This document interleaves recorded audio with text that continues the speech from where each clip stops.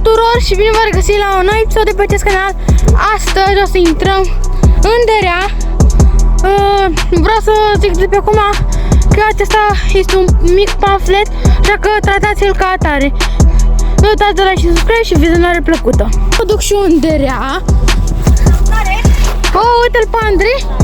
Mă, ce faceți aici? A zis că nu veniți la Derea. Aici am blurat pe vocile prietenilor mei care n-au vrut să apară, la fel și fețele.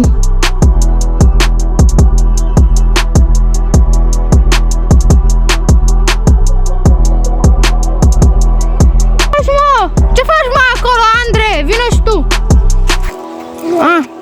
Hai, intru. Uite, aici avem apă. A făcut. Salut! Dați like la Andrei.iub sau cum îl cheamă, o să las în descriere. Ok? Da, Derea noastră nu arăta așa. Era plin de pământ, dar bine că s-a făcut. Bine că s-a făcut, că nu arăta așa. Aici am intrat cu unul prieten. Bun, mai revenim când mai explorăm. Am descoperit ceva, mă rog. Aici încă nu s-a făcut, dar o să se facă, după cum vedeți, numai noroi. Dacă vreți să mă duc încoace, să strângem 5, hai că e prea mult, măcar 15 like-uri și o să mă duc. Mă rog, nu e făcută încă toată Dereaua și toate podurile, dar o să fie gata. Și apropo, dacă vreți să explorăm chestii de-astea abandonate sau spuneam, dacă vreți să explorăm locuri de-astea abandonate, de exemplu cum sunt ăștia, nu e abandonat, dar așa drumuri de-astea părăsite pe care n-am mai fost, nu uitați să dați like și vreau să se strângă, să văd că e susținere, 35 de like-uri. Bun,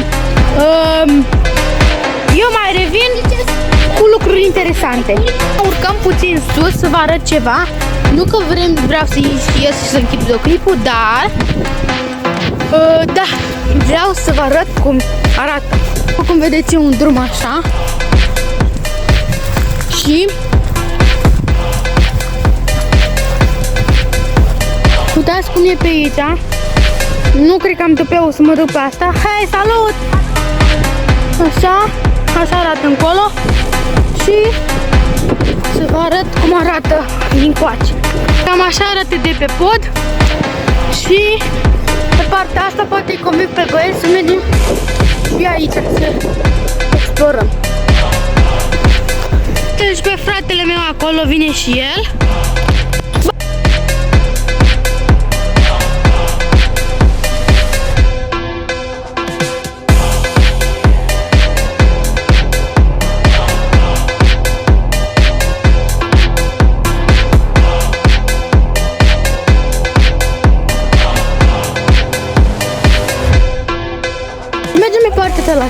M-a adus cornul. Salut, frate, mi-a adus un corn. Deci mergem pe partea aceasta altă. Aici e un fabricant și un drum și coborâm în jos. Se pare că băieții nu vor să vină, dar mă duc eu.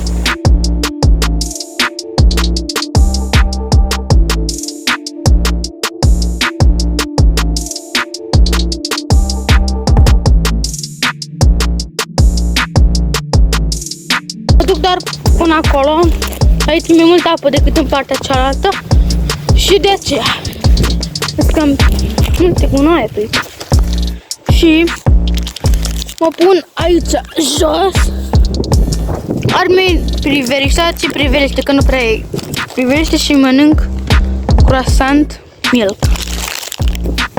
Apoi mergem să mai căutăm nuci. Și Andrei, a venit și Andrei. Nu! Eu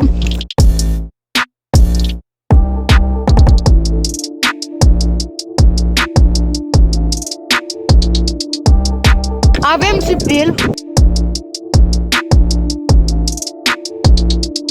Bă, voi aveți tupeu să vă duceți în apă, să nu vă udați. Eu nu vreau să mă ud. Hai, duceți-vă. Cu trota? Hai, du-te. Pune foarte puțin apă. Da, știu, dar tot poți să te uzi. M-am mutat. Bă, ce ți-am spus?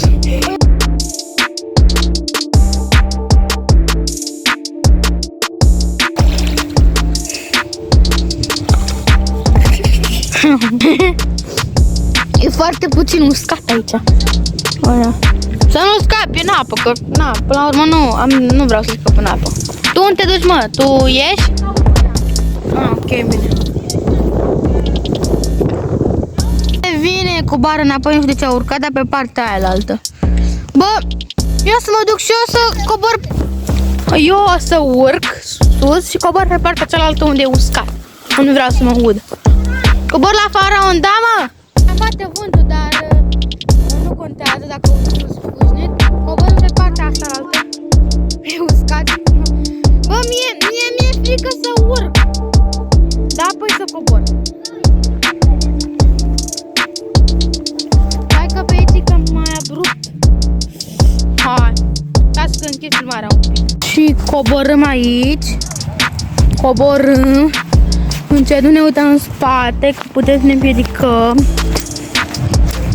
Mie mi-e un pic frică de înălțimi, dar încerc să înfrunt această frică. Ce fac? E fan aici, nu? Frică! Uitați și pădure acolo. Vreților, dacă vreți să mergem la pădure, să se strângă până pe duminica viitoare, adică aveți timp o săptămână la dispoziție, să se strângă 40 de like-uri dacă vreți la pădure, să mergem împreună cu ăștia, la pădure și la cabană. Așa că nu uitați de like dacă vreți la pădure și subscribe. Eu vreau susținere din partea voastră dacă vreți să fac eu content foarte bun, nu-i așa? Dacă vreți să fac content foarte bun, vreau susținere din partea voastră. Dacă nu va fi susținere, eu mă las pentru totdeauna, serios.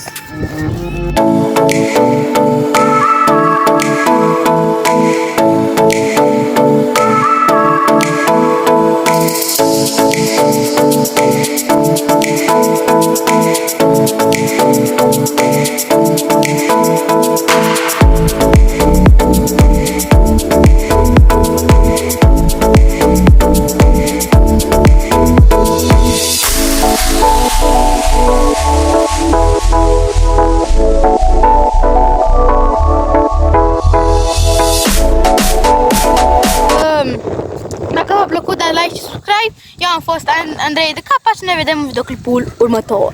Pa, pa!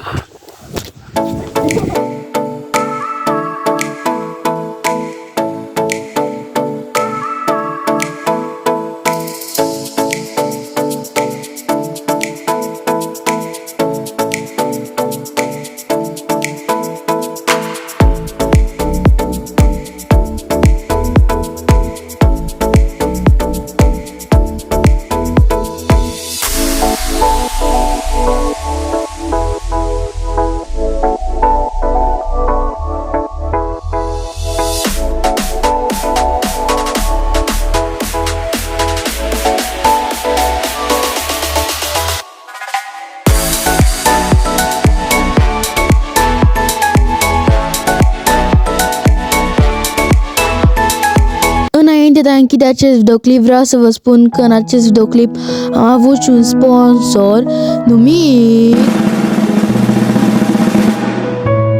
Orașul Babada, care ne-a sprijinit și ne-a oferit o locație pentru filmările noastre. Îi mulțumim și domnului primar și vă mulțumesc și eu vouă că ați vizionat acest videoclip până la final.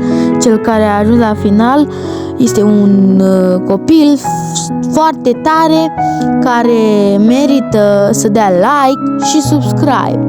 Eu am fost Andrei de Capa și ne vedem în videoclipul următor. Pa, pa!